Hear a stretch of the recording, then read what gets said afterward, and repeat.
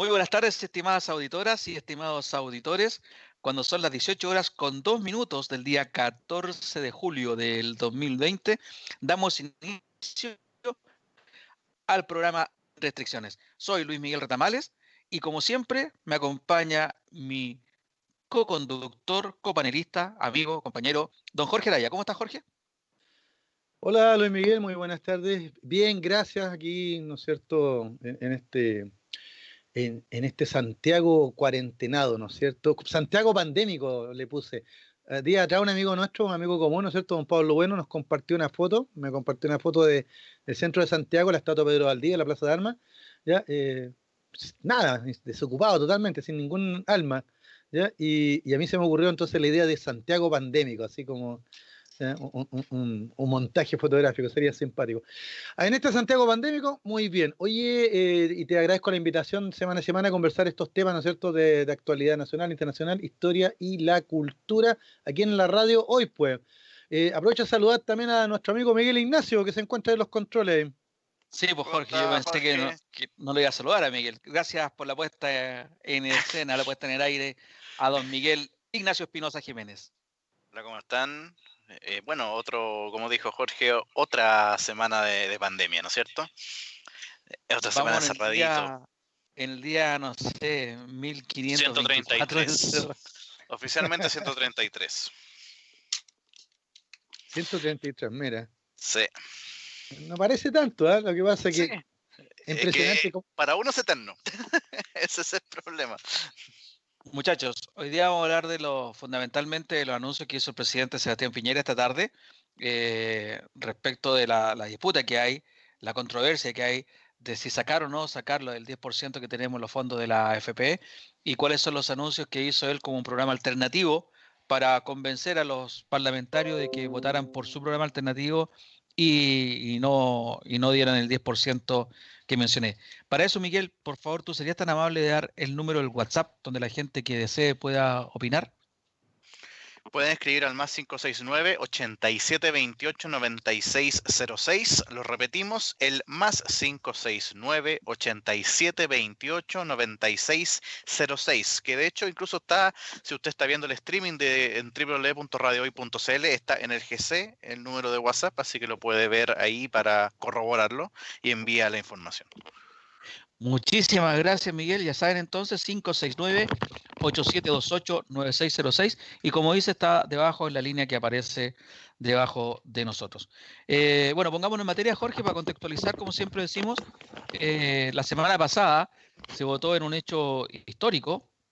Se votó en el Parlamento una reforma, perdón, se aprobó la idea de legislar en general una reforma constitucional que permita que los afiliados al sistema de administradora de fondos de pensiones pudieran retirar un 10% de sus fondos acumulados en el sistema con los fines que ellos estimen conveniente, producto de la pandemia que estaba azotando al mundo y que particularmente ha azotado muy fuerte a Chile y a la gente en particular, digo, porque el Estado chileno sabemos que es muy feble, es muy pequeño y no ha podido llegar en las dimensiones que se requiere en ayuda de las personas de la clase baja y también de la clase media, una clase que siempre ha sido, ya se usa como una frase de cliché, la clase media siempre, nunca le ayuda a nadie. Bueno, se aprobó entonces, decía yo, la idea de legislar y una cuestión histórica porque hubo 13 votos de la derecha, del partido de gobierno, de la coalición de Chile Vamos, que con su votación permitieron que se lograran los 3/5 históricos que siempre se han dicho que son necesarios para hacer una reforma constitucional. Pues bien, gracias a los 13 votos se logró una votación histórica y se llegó a los 95 votos a favor, se necesitan 93. Se logró 95 votos a favor y ya hoy día partió la discusión en particular de cómo legislar esta reforma. Si se aprueba en la Cámara de Diputados, tendría que pasar a segunda instancia al Senado y después de eso tendría que ser una ley que fuera dictada por el Estado, por el gobierno, digamos, para que entrara en vigencia. De entrar en vigencia, bueno, hay muchos detalles que yo creo que no son del caso, por ejemplo, que el 10% va a tener un tope máximo en 4,5. Primero puede retirar el 50% en 10 días de solicitud, y el otro 50% lo podría retirar creo que hasta en 30 días, etcétera, etcétera. Esos son detalles ya que tienen que ir en la implementación de la ley. Pero ¿qué ocurrió? En estos días vino una defensa corporativa muy fuerte de un grupo muy claro, muy identificable, un grupo de la clase dirigente, donde salieron políticos de derecha, economistas neoliberales de diversas tendencias, de derecha y de centro izquierda, y también empresarios, para evitar que la gente haga uso de este 10%, acusando populismo, problemas en las pensiones futuras de la gente que haga retiro de este dinero, acusando también en que va a haber problemas en las arcas fiscales, acusando de que se nos viene el mundo encima.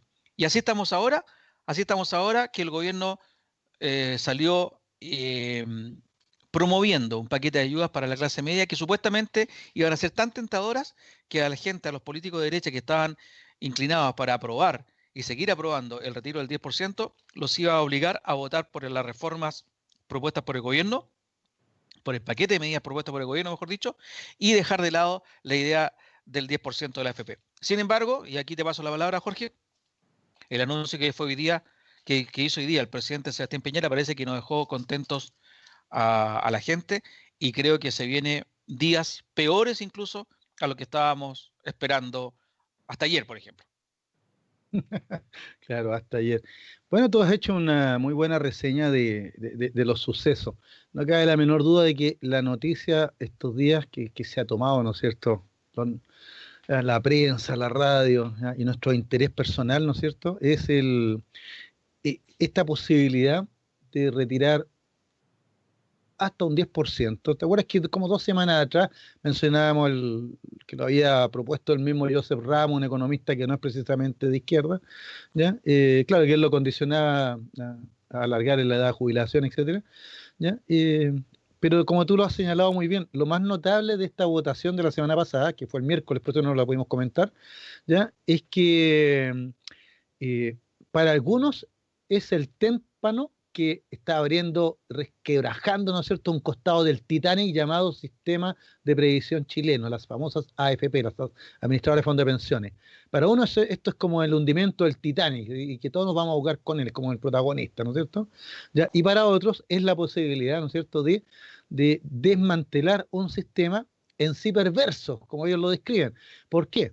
Porque no solo te obliga a cotizar porque no hay otra alternativa, sino que más encima tu dinero sirve para invertir y capitalizar a empresas privadas, ¿ya? Y sin embargo uno no tiene la opción ni siquiera de elegir a quién va a subsidiar, ¿ya?, o dónde se va a invertir ese dinero, sino que tenemos que esperar hasta el momento de jubilación, ver cómo se ha comportado la bolsa, ¿ya?, y terminar con estas jubilaciones que no han cumplido la promesa, que incluso en las redes han vuelto a salir videos de cuando te prometían el 100% de jubilación, etcétera, de tu última renta, etcétera, etcétera.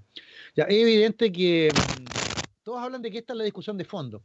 Unos defienden la idea de que sí, tener acceso a este dinero fresco es una posibilidad porque estamos en una emergencia, o sea, esto es algo inédito. Esto no es un invento político, o sea, la pandemia y sus efectos económicos son reales. Aunque algunos dicen que esto es una conspiración de los reptilianos de la Organización Mundial de la Salud, a mí me hace mucha gracia porque me entretienen, me hacen el día, pero hablemos en serio. Claro, el virus chino, claro. ¿Ya? Pero, por ejemplo, yo lo tomo a la broma, ¿sabes? Porque eso no puede ser seria esa reflexión. Cuando abordamos esto de manera, digamos, frontal y seria, nos encontramos que ni una postura ni la otra son la real. ¿Ya? Esto no es el Titanic que se está hundiendo por culpa de unos populistas que quieren sacar el 10%, ¿ya? Y tampoco ¿ya?, es el desmantelamiento de una herramienta que lleva muchos años y que permite la estabilidad económica del país. Nosotros lo hemos dicho siempre en los programas, ¿ya? Aquí se trata simplemente de un sistema que nunca fue concebido para nuestras jubilaciones. El sistema de FP no fue un sistema concebido para que tú, yo, Miguel, ¿no es cierto?, en un futuro, espero, más lejano, no tan cercano, ya tengamos que disponer de estos recursos para jubilar y poder vivir tranquila y dignamente. Ya sabemos que el sistema de FP, el fundamento que tiene es ocupar estos recursos, ¿no es cierto?, para inyectar capital fresco al sistema económico neoliberal.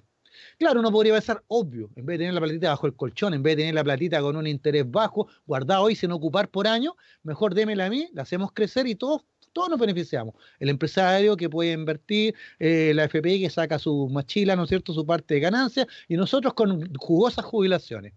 Pero en la práctica, esta discusión lo que ha desnudado, yo creo que eso es lo clave en esto, lo que ha desnudado es que el sistema de AFP ya está siendo defendido con dientes y uñas, no por usted, señor cotizante, no por ti, por Miguel o por mí, ¿ya? Sino que está siendo defendido por los grandes empresarios, como en la carta que vamos a comentar, ¿ya? Porque efectivamente se le acaba la caja chica, la platita fresca, ¿no es cierto? La inversión ya nacional, o sea, de dónde echar mano cuando necesito capital, ¿ya? Y siempre nos dijeron que ese dinero era nuestro. Entonces aquí la gran contradicción vital, ya que hemos visto en esta discusión, yo lo he escuchado, he tenido tiempo de escuchar a los parlamentarios, ¿no es cierto?, en el canal del Senado, ¿ya? Es que es impresionante. Uno dice voto a favor de retirar los fondos porque la gente me lo pide. Y otros dicen yo voto en contra porque estamos quitando una tabla importante, un fundamento importante de nuestro sistema que ha funcionado tan bien. Ambas cosas son mentiras. Cosas son mentiras, porque el que está diciendo que con esto le vamos a solucionar la vida a la gente, ¿no es cierto?, con el 10%, puede que no, ¿ya? Pero yo creo que es importante por ejercer el derecho. A los que dicen que con esto le estamos poniendo una lápida, ¿no es cierto?, a nuestro gran sistema económico y social, y poco menos vamos a entrar en una vorágine, en una caída libre, también es mentira, ¿ya? Lo que pasa es que se le va a acabar el capital a ellos. En la práctica, hoy día nos hemos dado cuenta, Luis Miguel, que nunca hemos sido dueños de nada, pero sí hemos financiado todo este proceso, que ya de 40 años probablemente. Sí, como tú decías, siempre se nos dijo que los fondos eran nuestros y se como una Hay un poquito de reverberación. En Chile, aquí efectivamente en Chile no se manejó por el gobierno de turno, pero sí se manejó por las empresas. Tuvimos el caso Penta hace un poco tiempo, donde se descubrió también que la misma plata que de los cotizantes iba destinada también a financiar en forma legal campañas de ciertos políticos. Y digo cierto porque siempre no eran de los dos sectores. Y ahí está lo que yo siempre dije medio en broma, pero también medio en serio, que yo no era dueño de ¿cómo yo podía decidir que mi plata fuera a financiar a un partido político que yo nunca quise financiar, ni siquiera en mis peores pesadillas? Entonces, efectivamente no lo ocupa el gobierno de turno, pero sí lo ocupa el empresariado. Y muchas veces se ha dicho también, esa plata va a los bancos y después los bancos lo prestan a nosotros con ciertos créditos. Es parte del negocio. El sistema económico, y creo que sería bueno que eso se transparentara de una vez por todas, el sistema económico de Chile se ha sostenido en nuestro dinero de las pensiones. El problema está en que siempre dijeron que era plata nuestra. Ahora es una emergencia. Yo entiendo cuando la gente dice, sí, pero esa plata siempre se dedicó para las pensiones. Y se viene la hecatombe, como tú bien dijiste, porque hoy están muy preocupados que nos van a bajar 20 o 30 mil pesos como máximo, según la Fundación Sol, nuestra pensión cuando seamos jubilados. Ahora se están preocupando de eso. Pero cuando hace un mes yo perdí el 10% porque estoy en el fondo A, con el afán de recuperar lo que había perdido, cuando yo estoy en el fondo A y perdí el 10% por malas inversiones de la AFP, nadie se preocupó. Entonces dice, no, es que estaba en discusión una reforma que está en discusión. ¿Cuántas comisiones se han hecho en los últimos gobiernos, Jorge, para ver el asunto de las prohibiciones? La comisión Marcel, por ejemplo, esa fue una. Claro. Hay otra que se hizo que en estos momentos se me olvida durante los gobiernos de Michelle Bachelet, y ningún gobierno hizo absolutamente nada. Podrán decirme que Bachelet no tuvo a lo mejor los votos de la oposición. Mentira. Bachelet cometió el error de alguien que se jactó incluso de parar la reforma, que fue Jorge Burgos, el ministro del Interior, y lo eligió la jefa. O sea, la jefa era Michelle Bachelet y él se jactó de parar la reforma, entre los cuales había una reforma de las pensiones. Entonces, son 30 años que hemos vivido bajo este modelo neoliberal que al principio en realidad nos embriagó por un modelo exitoso. ¿Te acuerdas tú de la Expo Sevilla, que llevamos un ICER para allá, un país que hacía cosas modernos y que podía hacer cuestiones increíbles, qué sé yo? viene el triunfo, empezaron a venir los triunfos deportivos y etcétera, etcétera. Los jaguares de Latinoamérica nos dijeron en un momento. En esa borrachera nos olvidamos de los fondos de pensiones. Y dentro de esa borrachera viene también esta creación, ya lo hemos dicho otras veces, de los multifondos. Y al crearse los multifondos, se le quita la responsabilidad a la AFP de cualquier mala inversión que puedan hacer. Pero bueno, eso es historia, eso es la AFP. Lo que ha ocurrido ahora, vemos una defensa corporativa del sistema de la AFP. Y efectivamente, muchos de los que queremos poder disponer de ese 10%, estamos contra el sistema de la AFP. Eso no nos avergüenza y no se lo ocultamos a nadie. El sistema de la AFP es un sistema malo. La otra vez lo dije y me equivoqué.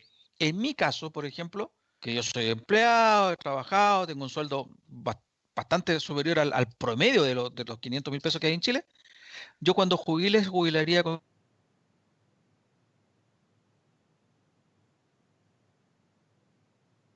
Jubilaría, dice Luis Miguel, no alcanzó a terminar la frase, se nos quedó pegado.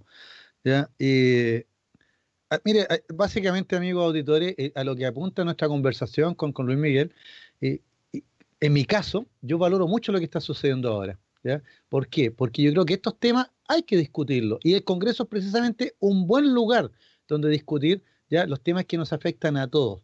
El sistema de AFP no es un tema tabú, no puede ser un tema como sale aquí en la carta, ¿no es cierto?, los empresarios que salieron en defensa, ya señalando que esto era un golpe irreversible al sistema de protección social y a la estabilidad fiscal, porque eso es mentira. Porque en un gobierno en un gobierno con políticas neoliberales, donde el Estado subsidiario, es decir, es chiquitito, chiquitito, porque la teoría neoliberal de nuestros amigos de la Escuela de Chicago, Milton Friedman y compañía, dijeron que tenía que ser así, ¿no es cierto?, laissez-faire total, ¿ya?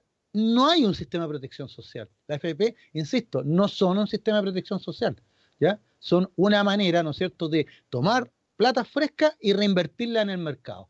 ¿Ya? ¿Quiénes aportan esas plata? Todos los trabajadores. Bueno, el sistema sería fantástico si se cumpliera, ¿no es cierto?, lo que ellos prometieron, de que al invertir todos nuestros fondos vamos a tener, ¿no es cierto?, de vuelta ganancias, utilidades, ¿ya? Pero no es así, ¿ya? No es así, porque cuando ellos pierden, a nosotros nos descuentan, y cuando ellos ganan, ellos tienen grandes utilidades. Por eso yo, medio en broma, medio en serio, la semana pasada, había propuesto que en vez de retirar el 10% de nuestros propios ahorros, ¿no es cierto?, que para mí es más que un derecho, una cosa de sentido común, ¿ya? De la libertad misma que ellos propugnan defender, ¿no es cierto?, del liberalismo, ¿ya? Es que de las utilidades saliera esto. Pero parece que eso sí que sería un golpe a la cátedra, ¿ya? Porque, insisto, este no es un sistema de protección social. Luis Miguel, ¿se cortó justo cuando sí, tú te estaba explicabas escuchando. lo de...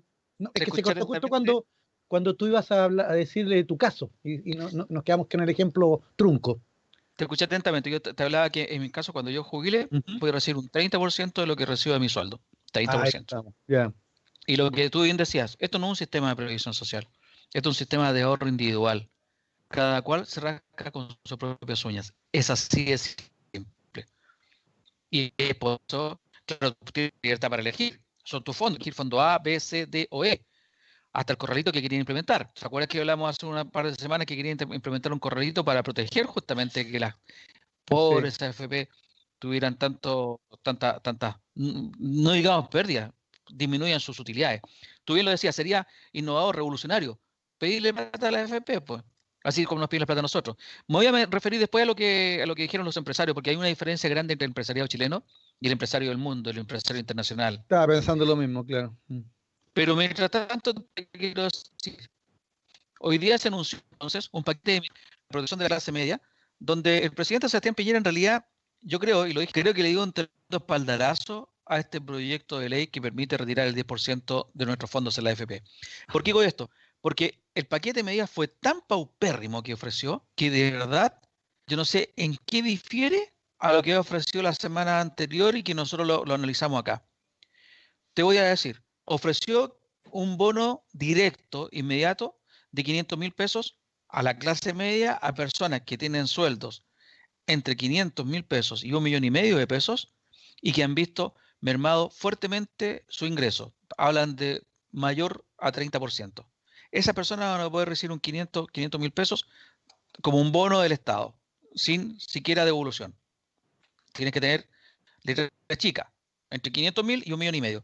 Pero además te están ofreciendo un subsidio que alcanza a 3 meses 650.000 pesos cada mes, un total de 1.950.000 pesos, que tú los puedes devolver con 0% de interés, valor de UF, sí, con 1 año de gracia, pagadero hasta 4 años, es decir, lo empiezas a pagar al año 1, que cumples el año 1, tienes 3 años para pagarlo, con un tope máximo del 5% de tu ingreso, y si terminado el tercer año, es decir, el cuarto año de que te hicieron el préstamo, te queda algún saldo, ese saldo se condona.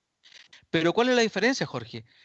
Eso mismo ya estaba ofrecido la semana pasada, pero en vez de 1.950.000, era 1.600.000 pesos. 4 cuotas de 650.000 pesos y te perdonaban una de las cuotas de 650. Entonces yo no sé cuál es la diferencia entre lo que ofreció hoy día a lo que teníamos la semana pasada. Aparte, persistió con el asunto del subsidio al arriendo, que con un máximo hasta 600.000 pesos de arriendo te van a subsidiar hasta 250.000 pesos o hasta el 70% del monto del arriendo por 3 meses. Está la prórroga de 6 dividendos que tú puedes postergar de pagar hasta el final del crédito, que también habíamos dicho que era una muy buena medida, pero después viendo la letra chica dice que si tú ya renegociaste con tu banco, por ejemplo, 3 dividendos, máximo vas a poder renegociar acá otros 3, o sea, son 6 en total, en cualquiera de los sistemas, pero son 6 en total. Y lo otro es el tratamiento especial para el CAE. Es decir, más de lo mismo, Jorge. La gente estaba expectante, esperando que iba a venir un paquete de medidas que fuera tan promisorio, tan tentador, que los políticos de derecha, esos 13 políticos de derecha, diputados de derecha, quiero decir, que votaron a favor de esta propuesta la semana pasada, se dieran vuelta y pudieran votar en contra, avalando la postura del gobierno, que va claramente en defensa de la AFP. Digo claramente porque lo han disfrazado con que están en defensa de las futuras pensiones, es pan para hoy, hambre para mañana, es una medida populista. Lo han vilipendiado de la forma más increíbles.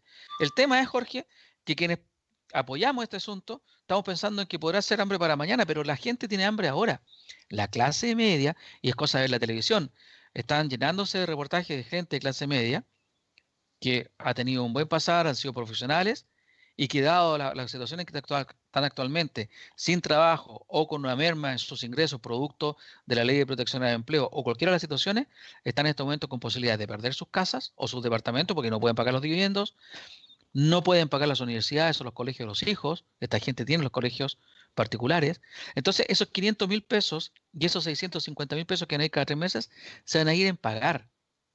Y hay gente, como lo han dicho en la televisión, que tienen que optar o pago o como. ¿Y no te has puesto a pensar, Luis Miguel y nuestros amigos auditores, no se han puesto a pensar que tal vez ese es el objetivo de toda esta ayuda?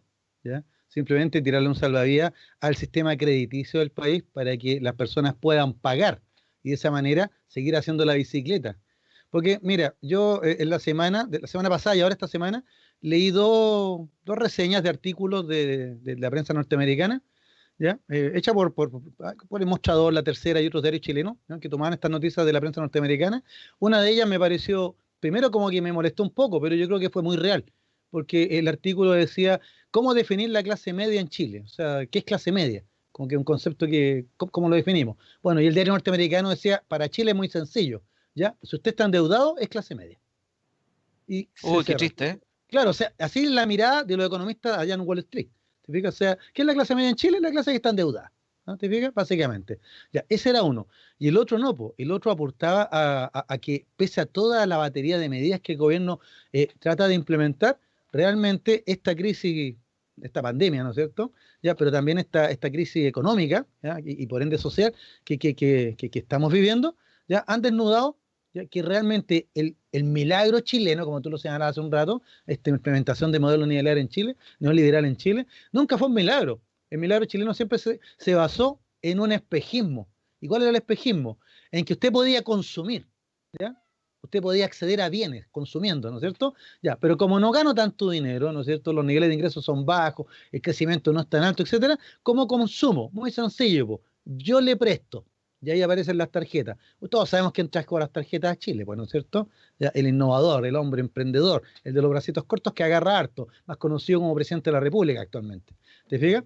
Ya, y ese es el sistema. Entonces este diario norteamericano nos recordó eso. Nos recordó que el milagro económico chileno, el milagro del modelo neoliberal chileno, que muchos dicen, oye, si estamos mejor que todos los países de América Latina, bueno, ¿Cómo estarán los otros entonces? Porque el único milagro que hubo en Chile acá es que usted podía consumir ahora, pero al debe, pues, endeudándose. Entonces ahora viene una pandemia, viene una crisis económica y ahí vemos las bases febles del sistema social y económico nacional. Ya el Yo creo, endeudamiento. Jorge, Y sin endeudamiento, la gente entonces no puede comprar casa, no puede estudiar, no puede ir a la universidad, no puede comer. Este yo creo, paquete del Jorge, gobierno, perdona, para terminar la idea, el paquete del gobierno, como tú lo señalaste muy bien, o paga la deuda o come. Bueno, elija usted. Yo yo elegiría creo comer. que así se basa el sistema económico en todas partes, incentivando el consumo, incentivando el crédito, pero el problema está en que aquí nunca hemos sido un mercado competitivo. Aquí, acuérdate tú que están las colusiones y las concentraciones. Claro. O sea, no tenemos competencia. Los bancos prácticamente, ¿cuántos grandes bancos nos van quedando? De los muchos que habían. O sea, ya no está el Banco Sono, no está el Banco Higgins, no está el Banco Español, no está el Banco Talca, a Se lo propósito del robaron. Banco Sudamericano, no está el Banco Sudamericano. ¿Cuántos bancos que ya no que dejaron de estar? Porque se quedaron tres o Banco cuatro Boston bancos. también se fue. Claro, pero que se fueron absorbidos por tres o cuatro bancos Claro, grandes, que son también. los que ya conocemos, ¿no es cierto? Y que Claro. al final están copando el mercado. Y también tenemos otro problema, Jorge, que también apunta a la raza, y creo que nos vamos a ir a la pausa y lo voy a dejar enunciado. Tenemos un tipo de empresarios que es mediocre y egoísta. Vamos a la Le, pausa y le tengo algo volvemos, para eso. y volvemos entonces en 3 minutos para desarrollar la idea y ver cómo analizamos y cómo la gente opina también respecto al paquete de medidas anunciado por el presidente Sebastián Piñera. Ya estamos de vuelta entonces en el segundo bloque del programa Sin Restricciones del día de hoy, 14 de julio del 2020, conversando con Jorge Araya, temas de la actualidad, fundamentalmente el paquete de medidas que anunció, que tanta expectativa había creado y anunció el presidente Sebastián Piñera hoy día en la tarde y que dejó con un sabor, con gusto a poco, a la gran mayoría de la gente. Recuerden que nos pueden aportar con sus comentarios al más 569 8728 9606. Repito, más 569 8728 9606, donde don Miguel Espinosa gentilmente podrá leer sus mensajes. Habíamos dejado, Jorge, algo enunciado respecto de nuestras realidades que hacían distinto al resto de los países y el por qué aquí el sistema a lo mejor no era tan exitoso como en otra parte o como podría serlo. Y lo estábamos hablando de que el empresariado era parte de la raza, porque cuando uno dice que la raza es la mala, sí, la raza es la mala y los empresarios son los malos. Se supo que en Estados Unidos, por ejemplo, los megamillonarios, los supermillonarios, estaban pidiendo que les aumentaran los impuestos para poder ir en ayuda a esta grave crisis que afecta al mundo y que sabemos que es muy, muy cara. ¿Y aquí en Chile qué es lo que hacen? Bueno, aparte que sabemos que los empresarios chilenos son muy buenos para evadir impuestos, hacerse los chanchullos por aquí y por allá, buscar la forma, las colusiones, buscar la forma de que eso que tanto defienden, que es la libertad de competencia, ellos tratan de evitarla. La libertad de competencia es para el chico, pero ellos tratan de no tenerla. Aquí ¿qué hicieron los empresarios? Escribieron una carta, ¿a dónde? A su medio de prensa, a su órgano oficial, que es el Mercurio, donde entre otras cosas critican las medidas populistas que se están tomando en referencia al retiro del 10% de las pensiones, Jorge. Sí, fíjate que tú me lo anunciaste en la pauta que era tema obligado. No cabe la menor duda, me hagámosle una pequeña cronología a nuestros amigos auditores.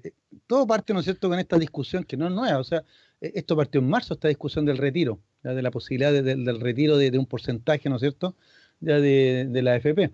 Porque desde el principio las medidas del gobierno siempre fueron así como apretadas, escuetas, ¿no es cierto?, súper focalizadas, ¿ya? Y que no llegaban a la universalidad del problema, ¿ya? Entonces, bueno, la discusión fue creciendo y llegamos al momento en que esto ya está en las cámaras y como tú lo señalaste, la semana pasada tuvimos la votación histórica, que sí se puede discutir el tema. Recuerden, no se votó el sacar el dinero, el 10%, simplemente se votó la posibilidad de discutir el tema, ¿no es cierto?, de poder comentarlo. Ya, bueno, la discusión hoy día sí siguió esta discusión, ¿no es cierto?, pero entre el martes de la semana pasada y hoy día, ¿no es cierto?, esta semana, ya el gobierno tuvo que hacer un montón de virajes, siguiendo esta cronología. ¿Por qué? Porque primero tuvo que llamar al orden, ¿no es cierto?, a sus parlamentarios, porque lo que más sorprendió en la votación de la semana pasada fue el apoyo, ¿no es cierto?, de varios parlamentarios de Chile Vamos, ya, sobre todo de ¿Te digo Renovación quiénes Nacional. son? Dime, ¿Te digo quiénes son? ¿quiénes son? A ver. fueron 13 los diputados de derecha que votaron contra el gobierno, digamos. Los de la UDI fue Pedro Álvarez Salamanca, Cristian Moreira, Celso Morales y Virginia Troncoso.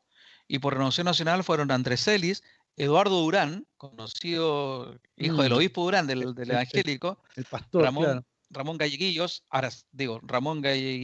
Araceli Leuquén, Miguel Mellado, que Miguel Mellado lo entrevistaron hoy día también en el Parlamento, dijo que nada había cambiado, que él seguía manteniendo el voto, lo mismo que Eduardo Durán. Pablo Prieto, exjugador de la Universidad de Chile, por ahí por los 80, la ex atleta Erika Olivera, Hugo Rey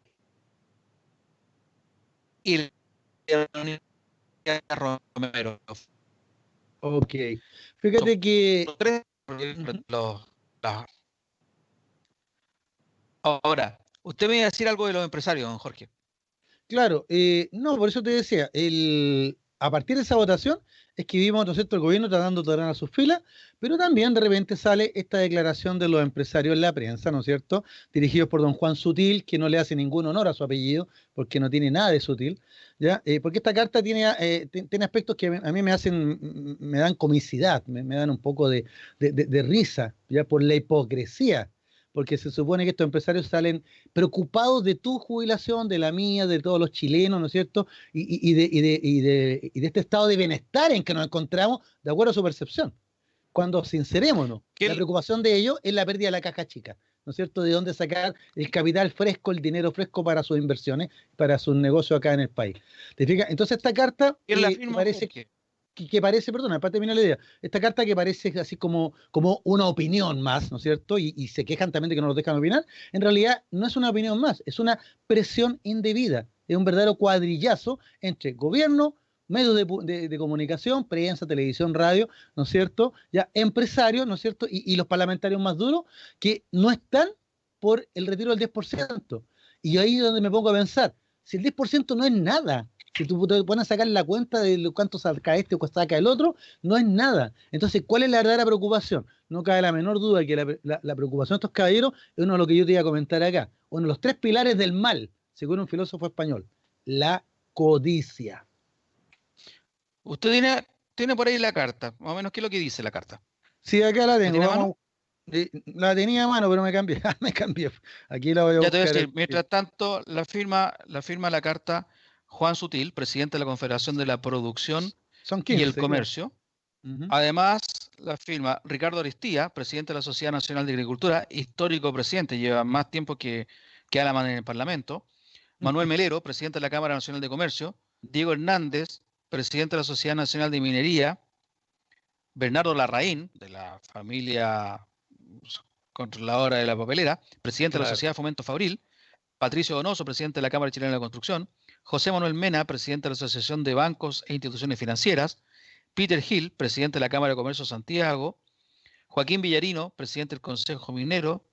Rafael Cumcille, presidente de la Confederación Nacional del Comercio Estallista. Juan Pablo Suet, presidente multigremial nacional de emprendedores. Juan Araya, presidente de la Comisión Nacional de Dueños de Camiones, como no. José Carreño, presidente de Indupan. Sergio Pérez, presidente de la CNTC. Y Ricardo Margulis, presidente de... En el documento, los dirigentes afirman, Jorge, que observamos con profunda preocupación cómo se está incubando una estocada a las pensiones de los trabajadores y trabajadoras chilenos y, de paso, a un pilar de la institucionalidad de larga data, como es el que consagra la iniciativa, como es el que consagra la iniciativa exclusiva en materias previsionales y de gasto por parte del presidente de la República. O sea, brevemente, Jorge, ahí lo que están diciendo, que todo lo que es materia previsional es materia exclusivamente del presidente de la República, así plantear una censura al Parlamento, dada por la Constitución también, y lo que están muy preocupados ellos, muy solidarios, están preocupados de la estocada que va a significar en la pensión de los trabajadores. Fíjate tú que una forma de subir la pensión de los trabajadores futuros, ¿cuál es, Jorge? Aumentando el sueldo presente. Si el trabajador cotizara en mayor cantidad ahora, su pensión automáticamente aumenta en el futuro. Pero sabemos que aquí en Chile los sueldos también son miserables. Y hay gran... Estos son los que mandan en Chile, Jorge. Sí, mira, te estaba escuchando atentamente y ya tengo la carta aquí en la mano, en la declaración, y busqué otra parte de declaraciones que yo creo que acá está el quid del asunto. Acá está, aquí se sinceran. ¿Ya? Ellos hablan de, comillas, una mala política pública. Y después lo explican. ¿Por qué? Porque dice, comillas, golpea el ahorro nacional. Ya, ahí hasta ahí como que, bueno, una preocupación por el ahorro de todos nosotros. Pero acá está la respuesta, aquí está la claridad total, cuando dice, ¿ya? Y el valor de los activos donde está invertido el fondo de pensiones. El valor de los activos. Quédense con esa frase, amigos auditores. El valor de los activos. ¿Cuál es la verdadera preocupación de estos 15 representantes del empresariado nacional? El valor de los activos. O sea, ellos tienen miedo no a que tú, Miguel o yo, tengamos una pensión miserable por haber sacado un 10% hoy día, en un momento de crisis, sino que la preocupación de ellos es la caída del valor de los activos, pues. Es el negocio, ¿no? ¿Te fijas? Entonces ahí se sinceran. ¿Ya? Y al final también lo vuelven a sincerar cuando dicen al final, de paso dice, le endosa al Estado una nueva deuda. O sea, ellos asumen que al final estos créditos, préstamos o el retiro, no sé en qué momento el que tú retires, Miguel o yo, el 10% le significa una deuda a futuro al Estado. ¿Ya? ¿El Estado va a tener que subsidiarnos en el futuro? Si no estamos en un estado de bienestar, pues desgraciadamente. ¿Te fijas? Entonces yo creo que ahí cuando uno lee entre líneas, o ni siquiera entre líneas, aquí lo dice directamente, ahí ellos se están sincerando. Ahora, Luis Miguel, te voy a hacer una pregunta a ti, a nuestro amigo auditorio, una pregunta retórica, no en realidad, es un ejercicio. Si esta carta la hubieran hecho, ya, y reclamando lo otro, el cobro del 10%, no lo que están reclamando ellos, sino que defendiendo el poder sacar el 10% de los fondos, esta carta la hubieran hecho dirigentes sindicales, dirigentes gremiales, dirigentes estudiantiles, ya otros grupos de la sociedad, ¿qué estarían diciendo? ¿Qué estarían diciendo? Que es algo subversivo, ¿no es cierto? Claro, subversión, pues. Pero son los empresarios los que opinan, eso no es subversivo. Perdóname. Esta cartita y su publicación en Mercurio tiene un aire golpista que ¿qué queréis que te diga? Bueno, o sea, o hacen Jorge, la recomendación que les damos o aténganse a las consecuencias. Dicen que ellos, que a mediano plazo afectará también el empleo y la sanidad de las cuentas fiscales y aseguran que le endosa al Estado una nueva deuda. Claro. Yo no sé por qué que tiene que ver el Estado, insisto, con las plata de nosotros que están ahí. Pero aquí viene otro asunto que la política por un lado, lo que tú estabas hablando delante, ¿eh? La política por un lado y la técnica y el marco institucional por otro están en un proceso de preocupante desconexión. Hay una crítica escondida a los políticos. Ellos serían lo que la parte de los técnicos y los políticos estarían por el otro lado. Y esto ha impedido a muchos reconocer que hay otras propuestas muy superiores para ayudar a las familias de clase media con créditos blandos y subsidios, como las que se propuso algo tardíamente. Aquí, al decir se propuso algo tardíamente, están primero apoyando las medidas que está ofreciendo el gobierno, que ya hemos dicho que son insuficientes bajo todo punto de vista, pero también viene una crítica al gobierno, una crítica que ya es unánime, hasta sus más acérrimos seguidores están conscientes en que el gobierno ha llegado tarde. Y esto es un problema que le ha afectado claramente el prestigio al presidente Sebastián Piñera. Ya está cerca de los 17 puntos en una encuesta que tradicionalmente le es muy favorable como CADEM. Ya llega cerca de 17 puntos de aprobación. Ha bajado 10 puntos en las últimas 2 semanas. O sea, si para CADEM están 17 puntos, seguramente anda alrededor de no más del 15 o del 14, lo que es volver a las cifras que tuvo post estallido social. Vemos entonces, Jorge, que tenemos unos empresarios que son muy activos políticamente, pero que a diferencia de empresarios de otras partes del mundo, de los países como les gusta a ellos, países serios. Hoy día usó una palabra el ministro Briones de países que saben. ¿Te fijaste? Dijo una cosa así. No sé si viste tú la señal, pero países que saben, que se ponen de acuerdo. Bueno, ¿qué mejor país generador de riqueza que Estados Unidos? Y el empresariado en Estados Unidos lo que está haciendo es siendo solidario, está pidiendo aumento de sus impuestos para ir en ayuda de la gente que lo está mereciendo. Y aquí en Chile, bueno, país chico, país pobre, como decimos por ahí, gente que es picantita, codiciosa. Luis Miguel, la semana pasada, cuando se supo esta votación, al otro día, el ministro Lucas Palacio dijo que la votación era digna de un país bananero. Claro. ¿Ya? Y ahora tú me sales con que el ministro Briones sale que a los países que saben. O sea, perdóname, una mirada tan neocolonialista que tienen nuestras autoridades, y cuando digo neocolonialista me refiero a que, o sea, hay países mejores y países peores, ¿ya? O sea, el clasismo también es internacional, pues, de acuerdo a la mentalidad de estos caballeros, entonces. ¿Te fijas? Países bien y países más o menos. Países de medio pelo y países de pelo completo. Siempre hemos sido ese clasismo. ¿Se acuerda que muchas veces nos dijeron que el vecindario nos quedaba chico? Claro. ¿Cierto? Que o sea, estos felices se hubieran ido a Europa con sus sueños de grandeza. Bueno, compraban las Somos cosas en los Europa. ingleses de Latinoamérica. Sí, por el gusto al té acuérdate nomás, tú por el gusto al té nomás. cuando traían el mármol de no sé dónde y hacían sus mansiones con cuestiones de Francia. Ese arribismo ha estado siempre. Pero Jorge, lo otro que te quería mencionar es que una de las personas que se molestó, por lo mismo que tú estás diciendo, de ese ninguneo, están a favor del 10%, somos irresponsables, no tenemos idea de economía, no hacemos caso a los especialistas y somos populistas. Una de las personas que se molestó por eso fue justamente el diputado de Renovación Nacional, Miguel Mellado. En declaración en la televisión dijo, me cansé de que me ninguneen. ¿Acaso son solamente ellos los que saben? ¿Acaso nosotros no nos hemos hecho asesorar por gente que también sabe? Y ahí está, es importante lo que tú estás diciendo, ya la gente se está aburriendo y no le está creyendo al poderoso ese ninguneo, al contrario, le está causando más ira. Lo que uno piensa, Jorge, finalmente, es que con este asunto están más preocupados de salvar el sistema que definitivamente están preocupados de ayudar a la gente. O sea, no les interesa el costo que va a tener para la gente en cuanto a la pensión. Están salvando el sistema. Porque que efectivamente, Jorge, yo creo que esto ya es un punto sin retorno. Llegamos que si no es ahora, va a ser después con la nueva constitución. Pero el sistema de la AFP tiene los días contados. Efectivamente, o sea, ellos mismos, lo comentamos en programas anteriores, el mismo gobierno abrió la caja de Pandora, ¿no es cierto? Cuando para paliar la crisis, ya mandó a que las empresas, o le permitió a las empresas mandar a sus trabajadores a la casa y que subsistieran con el seguro de cesantía. O sea, ráscate con tu uñita, ¿no es cierto? Claro. ¿Ya? Ese fue el inicio de todo. Porque si hubieran tenido medidas fuertes, sociales, ya dinámicas, o sea, atrevidas. Yo puse el ejemplo 2 programas atrás del terremoto de Chillán de 1938.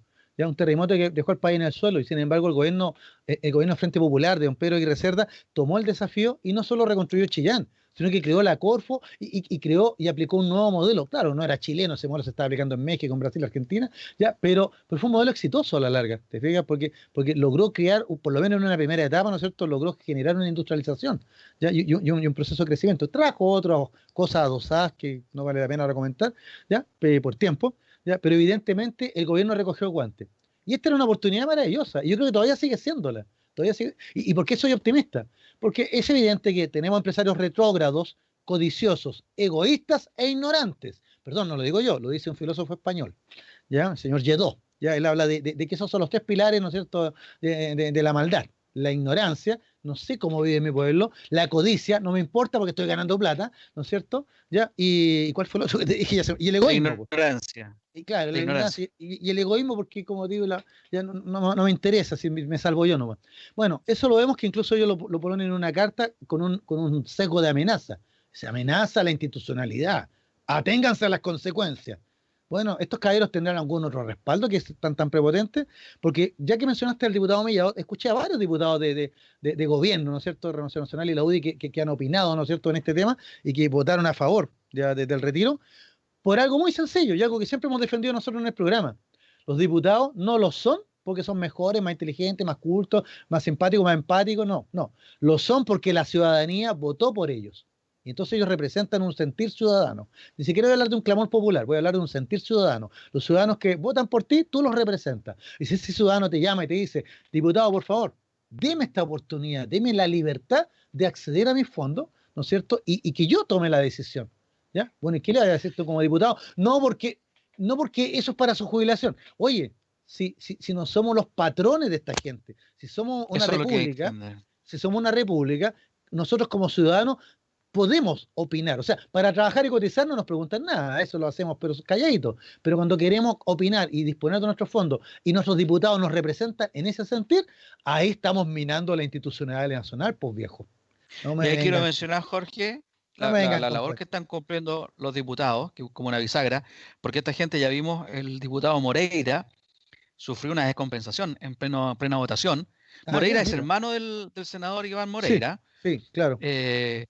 Sufrió una descompensación y según el diputado Celis de Renovación Nacional fue producto de las presiones que estaba recibiendo el gobierno. Después lo desmintió el diputado Moreira, que finalmente votó a favor de la propuesta, pero esta gente está siendo muy presionada por el gobierno, pero también está muy, en un sentido, digamos, en que rechaza esta propuesta, pero también está siendo muy presionada, Jorge, como tú bien decías, por las bases que se expresan a través de los alcaldes y los concejales, que son muy cercanos a los diputados de sus distritos. Cada diputado en su distrito tiene mucha cercanía con sus alcaldes. Y esta gente sabe lo que está viendo la gente en la base, entonces tienen la presión por ambos lados y en ambos sentidos. Uno por aprobar y otros por el rechazo. Esto que está ocurriendo, un gran responsable es sin duda el ministro Briones por esta política de entregar beneficios. Sí, se está quedando pegado Luis Miguel. Sí. Aprovecho de Dígame. decir que hay un mensaje, Comentémoslo por mientras. pero no de WhatsApp, fíjese, es de redes sociales. Ah, Es bien. en ¿Se Twitter. ¿Se pueden leer? ¿Se pueden Sí, leer? lo voy a leer inmediatamente. Lo Por voy a leer favor. inmediatamente. Bueno, mientras, no sé Mientras cómo se está despega. Miguel ahí, mientras se despega, Sí. vamos a leer a @JudasAmIEvil, que dice: no hay vuelta atrás. Lamentablemente para algunos, la realidad política nacional ha devenido en élite, que capturó la política, versus ciudadanía. Politológicamente hablando, cuando existen dos en pugna, sin un tercer mediador, viene el conflicto, que entre comillas lo dice como estallido social 2. Claro. Continúa, por tanto, los políticos deben hacer lo que la calle indica es lo correcto, de lo contrario, el conflicto es inevitable. Los conflictos sociales siempre se manifiestan en escalada, una vez que el umbral crítico es superado, y actualmente existen las condiciones. Mira, Así que muchas gracias por el comentario que nos dejó también.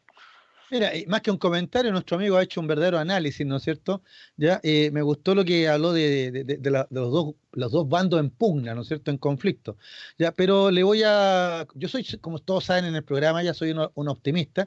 Yo creo que en estos dos bandos en pugna siempre puede salir algún liderazgo de los mismos ciudadanos, de grupos sociales, ya de organizaciones, etcétera, ya que pueden encauzar esto. ¿Ya? Porque no necesariamente la palabra conflicto significa que este conflicto tenga que terminar en algo violento, ¿no es cierto? La gente asocia ahora el estallido social con algo violento, ¿ya? Pero no necesariamente. No es la Revolución Francesa tampoco, ¿ya? Pero evidentemente en el análisis y comentario que hace nuestro amigo auditor, y yo se lo agradezco, ya él identifica claramente lo que todos nos hemos dado cuenta. O sea, de repente una discusión que también no era tan grande, porque en la discusión si puedo sacar el 10 o no puedo sacar el 10. Eso simplemente, así de sencillo, se ha transformado en una bandera de lucha, ya donde el gobierno no quiere ceder, porque ya mostraría más debilidad de la que ya tiene, menos peso político, ¿no es cierto? Donde los sectores que tienen intereses fuertes, ¿no es cierto? Sobre todo en inversiones, en empresarios, en capitalizaciones, ya ven que se les empieza a desarmar el sistema, el modelo, ¿no es cierto? Esta maquinita engrasada que tenían para ir recogiendo platita, su caca chica, ¿ya? Y las fuerzas sociales. Le está desarmando el modelo. Claro, y las fuerzas sociales que como nuestro amigo comentaba ahí, y que se lo agradezco, ya las fuerzas sociales que son imparables. Porque si esto no va a ser ahora, ya puede que sea en un año más. Si no va a ser con un estallido social, a lo mejor va a ser con una simple votación, ¿ya? O por último, como lo dijo por ahí tiempo atrás nuestro amigo el senador Navarro, cuando también lo comentamos jocosamente por el tema de la rebaja de la dieta parlamentaria, Navarro dijo, lo dejo para la Asamblea Constituyente. Bueno, en la Asamblea Constituyente evidentemente este tema va a salir. Así que yo, optimista, de una manera optimista, creo que tenemos que mantener siempre los puentes de diálogo, pero con firmeza, ¿ya? Con firmeza, porque podemos salir de esto conversando todavía. Dígame, don Luis, se me había quedado pegado. Ah, sí, tuve problemas con internet. Lo que decía, antes de escuchar, no alcancé a escuchar la opinión del auditor, pero lo que te quería mencionar, Jorge, es que yo creo que el gran responsable de todo esto, de llegar tarde, es el ministro de Hacienda, el ministro Briones. Ya dijimos que era una crítica unánime, y esta política de tirar los beneficios como cuentagotas afectó duramente al gobierno. Y hay un problema político al interior de la coalición, Jorge, ¿eh? Hay problemas que ya se esbozó entre la UDI, fundamentalmente la UDI y Evópoli. La UDI, ¿por qué? Cuando sale Chadwick del Ministerio del Interior, la UDI creyó que iba a ser la heredera de ese puesto, o sea que el Ministerio del Interior siempre iba a ser para ellos. Claro. Y sorprendió el presidente Piñera convocando a Blumel. Y Blumel viene de Evópoli. Y digamos que son dos derechas totalmente distintas. La de la UDI, si bien es una derecha que tiene un arraigo popular, porque está metida en las poblaciones y por eso se llama Unión Democrática Independiente Popular, es pinochetista. Tiene una herencia pinochetista y sus próceres son pinochetistas. Y tienen esa mancha también de la violación de los derechos humanos y qué sé yo. Evópoli es un partido de derecha mucho más nuevo, con gente mucho más joven y gente también que no son populares, no son de una élite. Son gente que están profesionales del lado de la economía, digámoslo, por ese lado de los números y con posgrados en el exterior. Pero gente también de apellidos vinosos, como decían antes. Entonces son dos derechas totalmente distintas. Evópoli podría ser una especie de renovación para lo que es la derecha y la UDI no lo es. Entonces hay un problema entre ambos, ya lo vio el otro día la presidenta de la UDI, Jacqueline Barzenberg, cuando en una entrevista dice, Blumel y Briones son muy buenos ministros, son profesionales destacados, pero les falta experiencia, pecaron de ingenuos. Y a lo mejor tiene razón, le faltó ese muñequeo político que podría haber tenido otro político que le llaman muñequeo, pero que también como ha estado 40 años, por decir, exagerando la nota, en el Senado, son muy amigotes entre los parlamentarios, podría haberlos convencido de tener un voto harto lobby, de tener un voto político distinto, ¿cierto? Que hubiera evitado esta aprobación, que fue prácticamente un voto en contra del gobierno. Por otro lado, tenemos un gran perjudicado de esta pasada, que fue Mario Desbordes, presidente de Renovación Nacional, que está expuesto a una reelección en la presidencia de Renovación Nacional y que se destacó por tener esa conexión supuesta con la ciudadanía. Acuérdate que en un momento dijo, soy de la cisterna, sé lo que está pasando estas personas. Y sin embargo, en la votación se abstuvo cediendo a las presiones del gobierno. Sí. Según él, porque lo convencieron de que era un mal proyecto. Pero sí es cierto o no es cierto, el tipo quedó mal. Porque cuando uno tiene un liderazgo, Jorge, vas hasta la última. ¿Equivocado o no? Alamán, por ejemplo, no se hubiera dado vuelta la chaqueta como eso. Larraín, por nombrar a otro presidente de Renovación Nacional, tampoco se hubiera dado vuelta la chaqueta a última hora. Hubieran muerto con las botas puestas.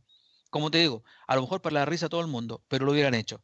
Y Alamán, ojo, que le tiene mucha hambre y mucha paja en el ojo a Desbordes. La crítica de Alamán es interna. Y Alamán está intentando, primero, tomar el poder en Renovación Nacional, establecer un gabinete que sea más partidario del rechazo a la reforma de la próxima Constitución, en desmedro de Blumel, que Blumel en un momento se casó con el apruebo. Blumel en algún momento dijo que estaba a favor del apruebo de una reforma constitucional. Entonces, toda esta maraña política es la que ha determinado que el gobierno esté como esté, solo. Está como el síndrome del pato cojo. La última etapa del gobierno, pero la última etapa cuando estamos todavía en la mitad, Jorge. Todavía estamos en los 2 años. Entonces, con un presidente en que tiene estos serios problemas políticos al interior de su coalición, que no tiene el apoyo de la ciudadanía, el panorama político que se nos viene por el resto de los 2 años es bastante oscuro. Más aún si pensamos en que con estas medidas que son bastante insuficientes, está alimentando un resentimiento muy fuerte en la ciudadanía. Entonces, yo creo que estamos expectantes ante pésimos momentos para nuestra tranquilidad como país, digamos. Efectivamente, queda un minutito, ya estamos casi para irnos a comerciales, pero solo para redondear lo que tú explicaste lo explicaste muy bien, ¿no es cierto?, lo que le está pasando al gobierno y por ende al país, ¿no es cierto?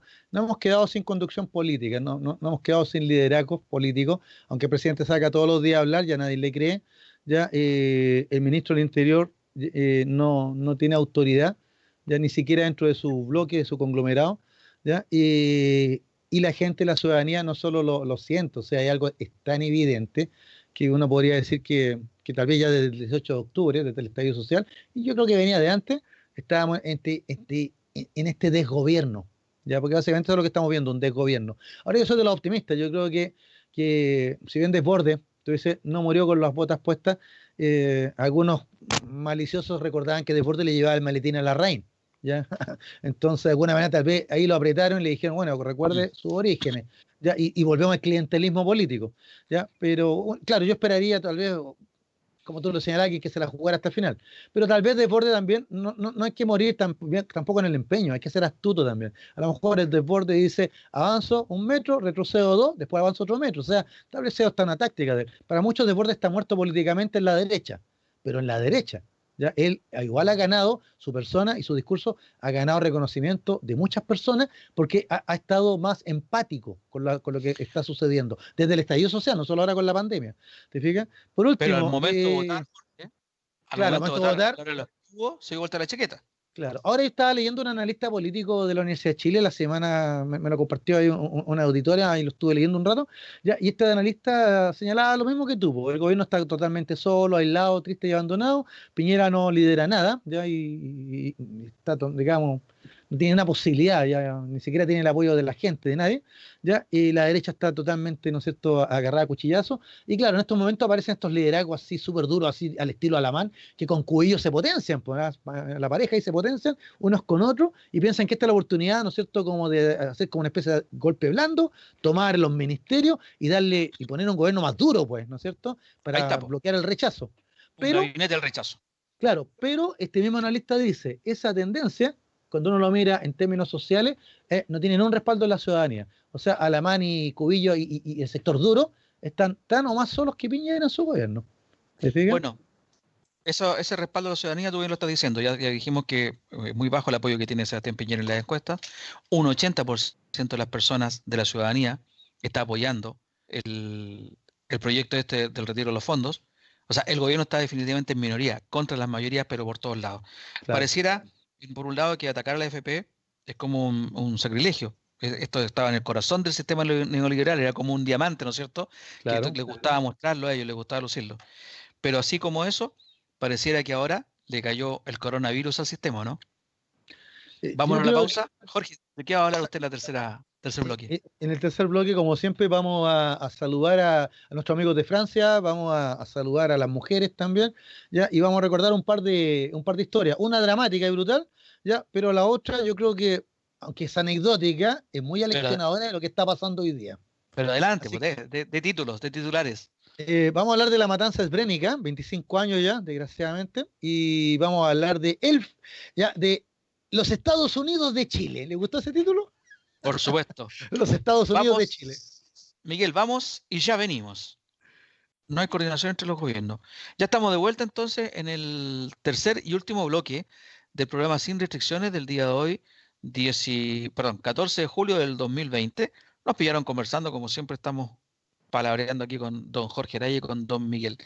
Jorge, dejaste anunciado entonces, este es tu bloque, el bloque cultural, el que le da sentido a este programa. Dejaste anunciado cosas que ibas a comentar. Hablaste de los Estados Unidos de Chile. Sí, de los Estados Unidos de Chile, pero mire, vamos... Siempre imitado. Claro, imitadores, pero mire, vamos a partir en orden, vamos a saludar primero que nada a nuestros amigos de la República Francesa, ¿no es cierto? Porque ya lo hemos comentado en otros programas años atrás, una vez, ¿te acuerdas que incluso hicimos un programa especial de Papura Francia, tiempo atrás? ¿Ya? Porque un 14 de julio, ¿no es cierto?, pero de 1789, el pueblo de París tomó la Bastilla, símbolo, ¿no es cierto?, del despotismo del monarca. No estoy, por si acaso, auditores, esto no estamos recordando la efeméride, no estamos proponiendo nada. Simplemente el pueblo de París se empoderó, ¿ya? Y bueno, usted sabe la anécdota, cuando Luis XVI preguntó, ¿qué es esto? ¿Qué está pasando? ¿Y una revuelta? No, pues su ministro le respondió, no, sí, es una revolución.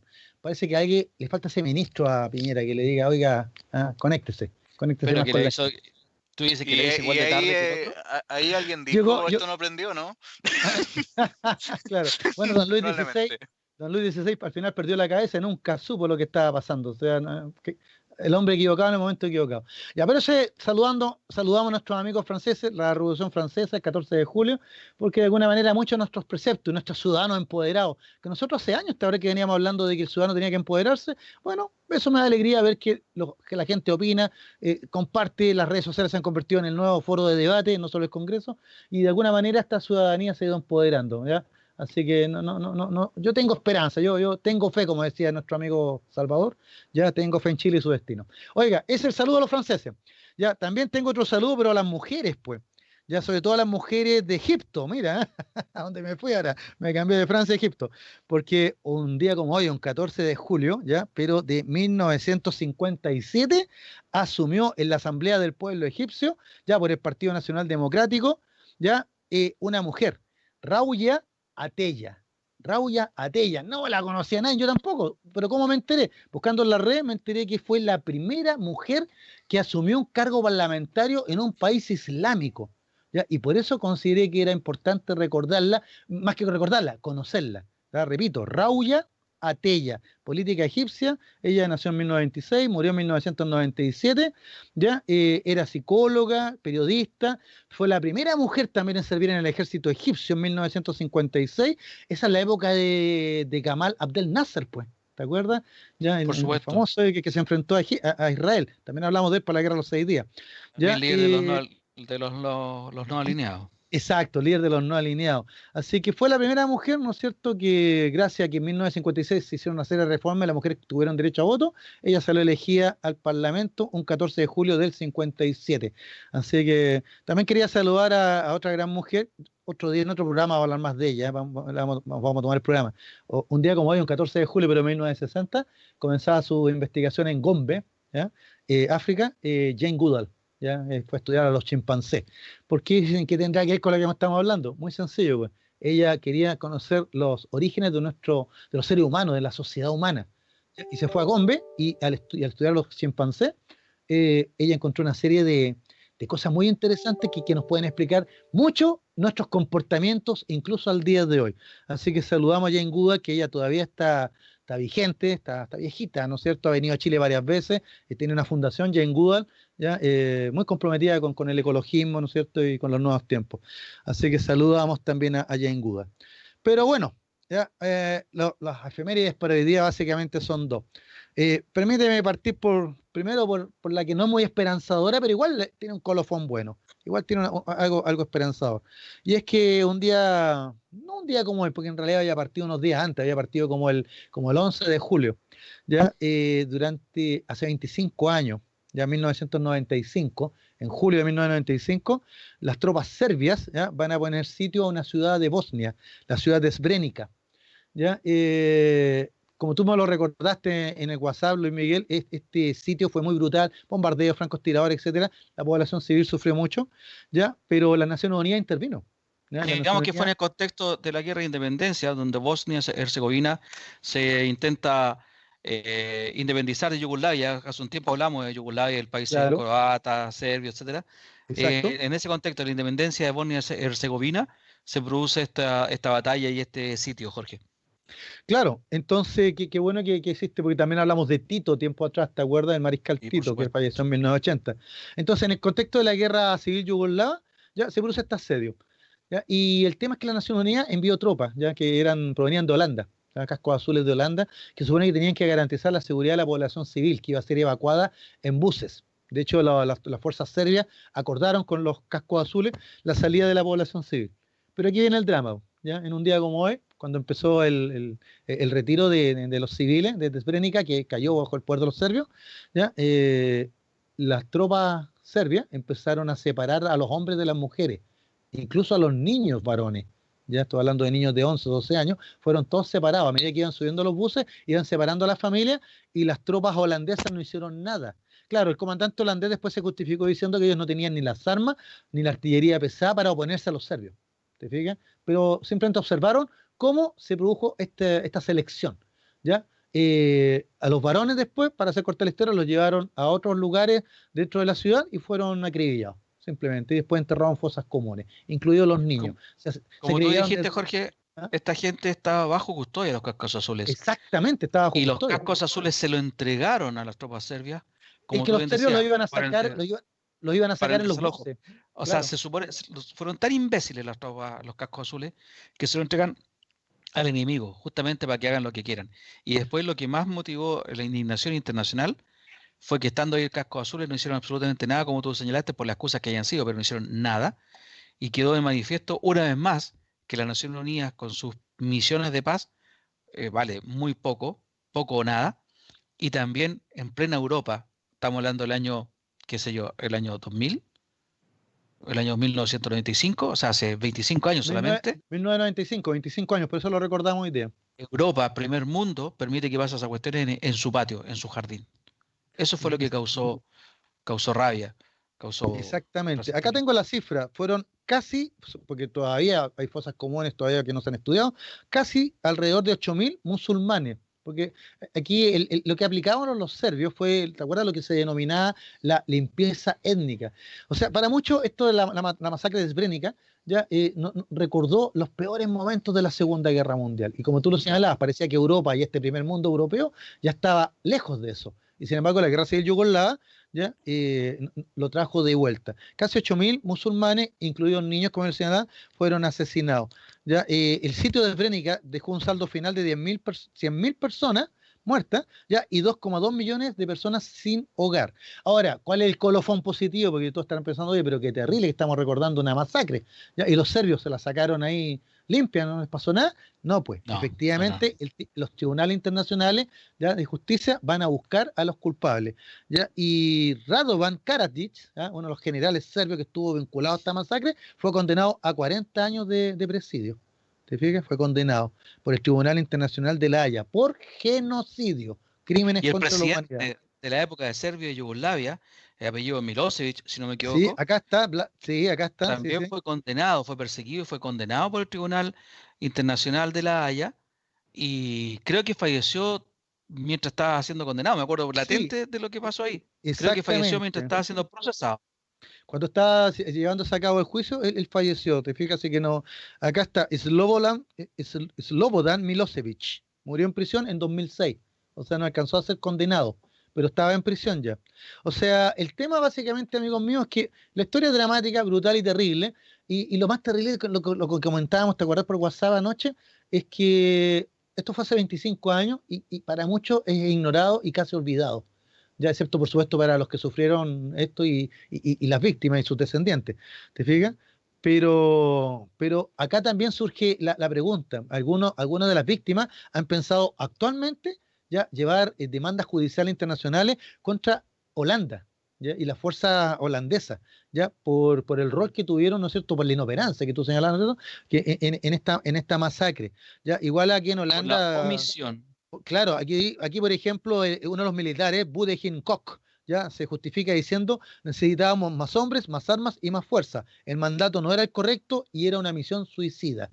El tipo se justifica diciendo que o entregaban a las personas, a los serbios, o moría su gente. Él optó por su gente, por los que estaban bajo su cargo, bajo su Y mando. ahí ¿Te uno se fijas? cuestiona entonces si no eran los Boy Scouts los que estaban ahí. No estaban haciendo un voluntariado, eran militares profesionales. Bueno, pero claro, él dice que no tenían el armamento pesado, que no tenían el respaldo. Y eso me recordó a un tema que siempre hemos soslayado, por ahí lo hemos tirado, pero en algún minuto vamos a tener que hablarlo en un programa, que fue el genocidio en Ruanda, donde ahí las tropas cascos azules de Bélgica llegaron a Ruanda y también observaron la masacre y también se justificaron diciendo lo mismo. O sea, no teníamos los medios como para oponernos. Aquí, como colofón, ¿ya? El Estado holandés dice, pese a las declaraciones, ¿no es cierto?, de acá de las Fuerzas Armadas holandesas que dicen de que no asumimos la culpa, pero no fue nuestra responsabilidad. O sea, rara la expresión. No fue, fue culpa de nosotros, pero no fue nuestra responsabilidad. No sé cómo explicarlo. No, no ¿Ya? evadimos la culpa. Claro, pero no fue nuestra responsabilidad. El Estado de Holanda, ¿ya?, ha sido condenado en dos ocasiones por la responsabilidad que le cupo en los hechos. Mira, como haya sido, otro día Ahí tal vez vamos a tener el tema para poder hablar bien de la guerra civil yugoslava, pero no olvidemos a las víctimas de Srebrenica, ¿ya? Y no nos olvidemos de que la naturaleza humana, y por eso es que es tan importante conservar la paz social, pues amigos míos, hace un rato hablábamos de, estamos en un Chile confrontado, no hay mediadores, la iglesia aquí no existe, ya tenemos, tú hablas de la lucha de clase, etcétera, una lucha de clase instalada por los que tienen, y no por los que no tienen, sino que son los que han reaccionado ante esta situación, ¿ya? Y resulta que no nos olvidemos que es fácil empezar estas confrontaciones, pero no sabemos a dónde nos llevan. Ya Yugoslavia hasta 1991 parecía uno de los estados más civilizados de Europa, y resulta que después tuvo 10 años de guerra. Un oasis. ¿Te suena un oasis? Entonces, hagamos el esfuerzo, chiquillos. Hagamos el esfuerzo todos los que nos están escuchando, tú, yo, nuestros amigos. Hagamos el esfuerzo de mantener el nivel de diálogo y la altura de mira, ya, porque esto no lo estamos haciendo por Chile, como dicen muchos, o por la patria, o por la historia nos juzgara, no. esto lo estamos haciendo por nuestros hijos, por nuestros parientes, por nuestras familias, porque ellos son los que van a sufrir si esto se desborda. Entonces aprendamos Jorge, de las lecciones. Dígame, perdón estimado. que le interrumpa. Me llama la atención que ¿Sí? se haya llevado a la Corte a Holanda y no a la Nación Unida. Será porque las Naciones Unidas son parte de la Corte, pero si hay un Sí, ente culpable, son las Naciones Unidas, amigo mío, claro, que arman a los ejércitos y a los cascos azules, los que le dicen vayan con perdigones o vayan con, no sé, con bazooka, son las Naciones Unidas, no son los países convocados, digamos. sí, bueno, para no entrar en tanto detalle, la Nación Unida tiene esta fuerza, estos cascos azules, y le dan un mandato, ¿ya? Pero el mandato de los cascos azules generalmente son mandatos bien restringidos, son como trate de mantener la frontera, trate de mantener la paz, trate de evitar que pasen para allá y para acá, que no se vayan a las manos. Entonces, generalmente los cascos azules siempre se quejan de lo mismo, de la falta de recursos, de la falta de armamento pesado, de la falta de órdenes claras, o sea, órdenes claras como dispare, pues. ¿Te fijas? Claro, Por y ejemplo. esas órdenes en este caso Entonces, no se las da Holanda, se las da la eh, Nación Unida. sí, pero en este caso el país que asume, digamos, como pasó con las fuerzas chilenas en Haití, po, que ahora aparecieron todos estos niñitos, ya todas estas guaguitas que hicieron allá en Haití y que vinimos a ver ahora, un tema que no se ha comentado mucho, pero Sí, sí, que pero no, son cosas distintas. En el fondo, ¿te quien fijas? te arma a ti, quien te convoca, quien te mandata, y la Nación Unida. Por lo tanto, lo que son los culpables de que las fuerzas estas no actúen porque tengan o no tengan armas, o no tengan órdenes, son justamente tus jefes, que son la Nación Unida. Claro, o Yo sea, creo que no tiene nada que ver Holanda ahí. claro. Bueno, como digo, la Nación Unida hace una tremenda labor, pero evidentemente no, siempre falta algo. Los de Frénica nos tiene que enseñar eso, ya que tenemos que, de alguna manera, tratar de siempre dialogar, mantener la paz social, porque solo conversando podemos sacar esto adelante. De la otra manera, o gana un bando o gana el otro. Y eso nos lleva al tema definitivo de hoy día, pues, estas pugnas entre bandos. Ya, yo, medio en broma, medio en serio, anuncié que íbamos a hablar de los Estados Unidos de Chile. ¿No es cierto? ¿Ya? Pero ¿por qué? Porque justo un 14 de julio también, pero de 1826, ya fue aprobado por el Congreso el proyecto que establecía en Chile el sistema federal, el federalismo. ¿Te fijas? Vamos a contarle rápidamente a nuestros amigos auditores que después de la independencia el país tenía que organizarse, ¿no es cierto? Ya, una vez conseguida la independencia, don Bernardo O'Higgins trató de darle una organización a este país, ¿no es cierto?, a través de dos constituciones. La de 1818, que tenía un congreso unicameral, ¿te acuerdas que lo comentamos tiempo atrás? ¿Ya? Pero después en Sí. 1822, O'Higgins trajo un nuevo ordenamiento jurídico legal, una nueva constitución, que lo dejaba a él por 6 años más, pues. ¿Ya? Y esa fue la cuota que colmó el vaso porque vinculado a un montón de problemas que había en ese minuto y sobre todo al rechazo tremendo de la oligarquía, de la aristocracia de la época, O'Higgins al final, para evitar un baño de sangre, ¿ya? Dio un paso al costado. Por eso lo recordamos, O'Higgins. ¿Ya? Tal vez no tanto como el padre de la patria, sino porque el hombre que, aunque tenía la fuerza en el minuto, tenía el ejército y todo, prefirió dar un paso al costado para evitarle a su país una sangría, pues. ¿Te fijas? Y eso lo dignifica. Todos los errores que haya cometido en su gobierno. Así que O'Higgins dio un paso al costado, 1822, y ahí entonces llegaron gobiernos que trataron de darle un ordenamiento al país. ¿Te fijas? Vino una constitución, la de 1823, que se llamó moralista porque trataba de regular la conducta de los ciudadanos. ¿Ya? De hecho, tenía un libro de méritos y deméritos. Si te pillaban en la calle, te anotaban, así como en el colegio, una cosa así. ¿Ya? Después fracasó, por supuesto, no había cómo implementarlo. Ya no había tanta vigilancia para eso. ¿Ya? Después se va don Ramón Freire, ¿ya? Y vienen este grupo, que era un grupo pequeño, era un grupo minoritario, pero súper activo, que eran conocidos como los federalistas, ¿ya? Y cuyo líder era don José Miguel Infante, que había sido precisamente abogado del Cabildo de Santiago. Él tuvo gran participación ahí en la guerra de independencia, ya como jurista. ¿Ya? Entonces, José Miguel Infante lo tenía súper claro. Él miraba a los Estados Unidos de Norteamérica como el modelo a seguir. El federalismo mostraba que Estados Unidos tenía un gobierno que le permitía a las provincias su propio desarrollo, ¿ya? Y que no todo llegara a Santiago. La gran crítica que había en 1826, amigos míos, era que era el centralismo de la capital. Entonces, sobre todo los de Concepción, eran los que más criticaban el centralismo de Santiago. Se creó una nueva provincia, que era la de Coquimbo. Y resulta que la provincia de Coquimbo también reclamaba, porque era la que ponía la plata por la mina de Arqueros, ¿ya? Y el cobre, po. O sea, la moneda, los que se acuñaban en Chile salían de Coquimbo, ¿te fijas? Entonces, ahí empezó como este regionalismo incipiente, como diciendo, oye, pero ¿por qué Santiago toma todas las decisiones y a Coquimbo y a Concepción no le preguntan nada? Bueno, esto fue tomando fuerza, ¿no es cierto? Sobre todo porque había muchos caudillos militares que venían de Concepción, ¿ya? El mismo general Freire, el mismo Prieto, venían de Concepción. Entonces, ¿qué pasó?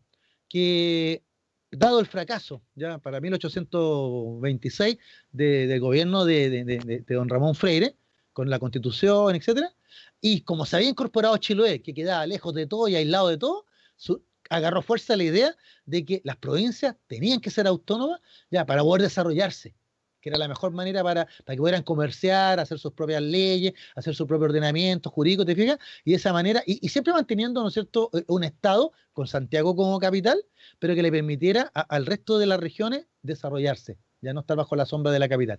Entonces, para ello se necesitaban más regiones, ¿no es cierto? Así que de Coquimbo, Santiago y Concepción se sacaron otras provincias y al final lograron crear 8, ¿ya? 8 provincias. Y estas 8 provincias ya son las que van a ser creadas el 14 de julio de 1826. ¿Te fijas? Ahora lo simpático del 14 de julio, que ese mismo día también fue la primera vez que en Chile ya se empezó a utilizar la expresión presidente de la República. ¿Te fijas? ¿Por qué? Porque este intento de federalismo dejaba atrás al director supremo, cargo que había ostentado Higgins y Ramón Freire, ¿ya? Y ahora creaba el cargo de presidente de la República. Y nada menos que, esta historia siempre me la contaba mi papá, la encontraba muy simpática, nada menos que el primer presidente de la República de Chile había nacido en Buenos Aires. ¿Ya? Era don Manuel Blanco Encalada. Si bien es cierto, nació en Buenos Aires, en una época en que era todo parte del Imperio Español, él se consideraba americano, no argentino ni chileno. ¿Ya? Es como una anécdota nomás la que cuento. ¿Ya? Pero la gracia de don José Manuel Blanco Encalada, don José Manuel Blanco Encalada, ¿ya? Es que va a ser el primero en ostentar el cargo de presidente de la República. Oye, aquí la historia re simpática que tengo aquí está las votaciones. ¿Ya? Pero la gracia es que cada provincia ahora respondían al presidente de la República, don Manuel Blanco Encalada, pero cada provincia iba a tener su propia asamblea provincial y un intendente. Y los miembros de la asamblea y el intendente, todos iban a ser elegidos por votación popular. ¿Qué te parece? 1826, pues. ¿Ya? 1826. Incluso, le cuento como anécdota, que hasta los párrocos, ¿ya?, de las capillas de las provincias también iban a ser elegidos por votación popular. Lo que se quería era la genuina y plena expresión del pueblo, que la gente eligiera. Ahora usted se dará cuenta, Luis Miguel y nuestros auditores, que el gran problema del federalismo es que la mayoría de la gente no sabía leer ni escribir. Y habían un montón de grandes hacendados y caudillos militares, como el general Campino, que veían con malos ojos esta pseudo-autonomía. Ahora, ¿por qué el gobierno, este ensayo federal, que no alcanzó a tener ni constitución, fracasó definitivamente? Fue porque cada provincia, arruinada por la guerra de independencia, ¿no es cierto?, empezaron a cobrar impuestos y tasas por los caminos, por recorrer aquí, por ir para allá, los mercados, etcétera. ¿Ya? Y entonces, si usted iba de Santiago a Rancagua, tenía que pagar no sé cuántas aduanas, pues. Si iba de Rancagua a Linares, otras tantas así, y para qué te digo a Concepción. O sea, no había bolsillo que resistiera. O sea, ya estaban cobrándolo el TAG. En esa época ya nos cobraban el TAG. Exactamente. Y tampoco las asambleas se pudieron constituir, porque las asambleas tenían un número mínimo, no tengo aquí el dato exacto, ¿ya? Pero como la mayoría no sabía leer ni escribir, no habían candidatos, la gente terminaba votando por el hacendado de turno, porque si no te echaban de la hacienda, pues, ¿no? ¿Ya? Y al final esto derivó en que incluso provincias se armaron unas contra otras, porque violaste mi frontera, porque le cobraron no sé qué al comerciante no sé cuánto, mira, o sea, dime qué direte, al final el país estaba casi en estado de levantado en armas. Y ahí fue donde el general Luis Campino decidió dar un golpe de Estado, pues dijo, ya aquí se terminó la chacota, y vino y dio el golpe de Estado, se tomó la guarnición de Santiago. No le duró nada el golpe de Estado porque inmediatamente vinieron otros militares, todos liberales, y lo sacaron, pues. ¿Ya? Y ahí apareció don Francisco Antonio Pinto, ¿ya?, que no quería ser candidato, pero lo convencieron. Y él fue el candidato de consenso. Todos votaron por él y asumió como presidente de la República en 1827. Él le puso la lápida al ensayo federal, ¿ya? El señor Infante se fue nomás, quedó ahí, ¿ya?, con su ensayo. Y nuestro amigo don Francisco Antonio Pinto convocó a un español que venía huyendo del régimen despótico de Fernando VII, ¿ya?, para que redactara una nueva constitución, la constitución de 1828, que va a ser conocida como la liberal, y que muchos juristas dicen que probablemente es la mejor escrita y más liberal que ha tenido este país en su historia. Así que el federalismo. Yo me quedo con la idea, mira, me quedo con lo positivo. El federalismo ya fue un intento de empoderar a la gente, ¿ya? Pensando que la gente iba a usar su libertad, ¿ya? Y que de alguna manera eso nos iba a llevar a una prosperidad y un desarrollo. ¿Te fijas? A una libertad plena. O sea, era liberalismo político, liberalismo económico, era una libertad total. Ahora, ¿saben, amigos míos? Del federalismo igual nos queda algo todavía, Luis Miguel, del federalismo. Todavía le debemos algo al federalismo. Y es eso, la fe en el ciudadano, que hoy día está más vigente que nunca. Porque usted sabe, Luis Miguel, que la historia es nuestra. Y la hacen los pueblos. Exactamente. Así que espero que le haya gustado los Estados Unidos de Chile. No duró nada, pues duró como unos meses nomás. Ya como entre julio y septiembre. Ya, pero bueno, fue lo que duró. Hasta la próxima semana, pues ahí les cuento otras historias más. Sí, parece que tampoco duró mucho Luis Miguel porque se quedó pegado. Se nos quedó pegado o de dormido. nuevo. Oye, a ver, cacheteamos. No, se nos quedó dormido. Oiga, amigos míos, espero que les haya gustado esta historia. Ustedes saben que toda esta historia no tiene moraleja. Básicamente lo que queremos con Luis Miguel y con Miguel y con Radio Hoy es no olvidar la historia, porque la historia es nuestra, siempre decimos nosotros las palabras de nuestro presidente Allende, ya, pero también recordemos que cuando estamos en estas situaciones, como estábamos hablando, ¿no es cierto?, de esto, de que discutimos aquí y allá, nuestros antepasados también se vieron enfrentados a situaciones similares y de alguna manera ya tuvieron el aplomo de conversar, discutir y sacarlo adelante. Bueno, no siempre. Esto del federalismo, amigos míos, al final va a terminar con una guerra civil en 1829 y ahí va a llegar el general Prieto con un nuevo orden, un orden conservador, como a muchos les gustaría que todavía existiera. Pero eso es otra historia que le vamos a contar más adelante. Oye, ya que Luis Miguel no Llegué para ya, pues despedirme. despida el programa, pues lo estamos rellenando para que despida el programa, vamos. Sí, muchas gracias, Jorge. Oye, otro gallo cantaría en realidad a lo mejor si hubiéramos sido federales, pero nunca se sabrá. Muchas gracias, Jorge, por este aporte nuevamente. Miguel, muchas gracias por tu ayuda, por tu apoyo. A la gente que nos escuchó también, muchísimas gracias. Nos estamos viendo entonces el próximo, sí, bien digo, el próximo martes a 21 de julio del 2020. Spotify y también a través a contar de mañana en la tarde. Soy Luis Miguel Ratamales, despido aquí el programa del día de hoy. Muchas gracias y hasta el próximo martes.